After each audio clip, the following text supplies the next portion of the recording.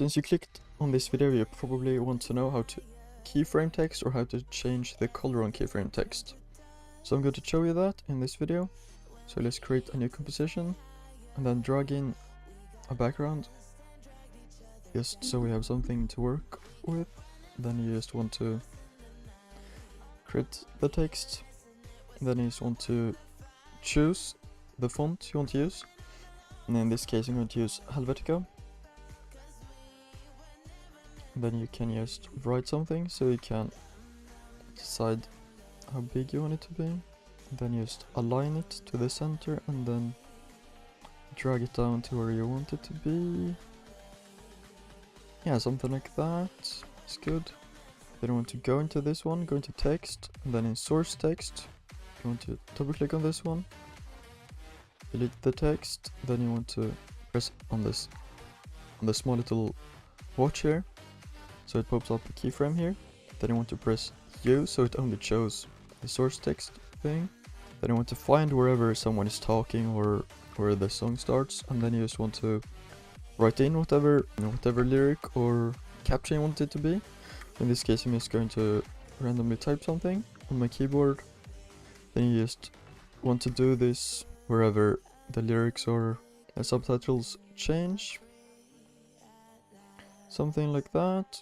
And then now you want to press on the layer.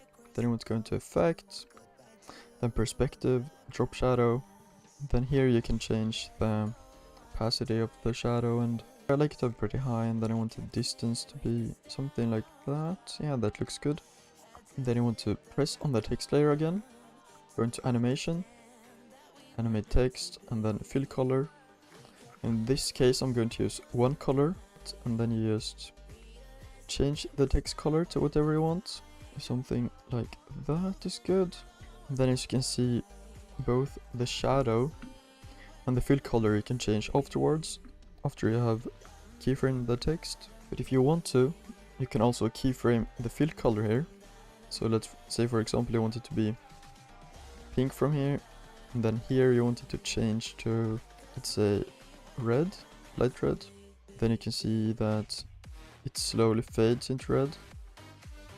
If you don't want that fade, you can just copy this one, so you get another pink one, and then you can just put it like right before the other one, like that, and it just, in that moment it just fades to another color, so you don't have that slow fade over time.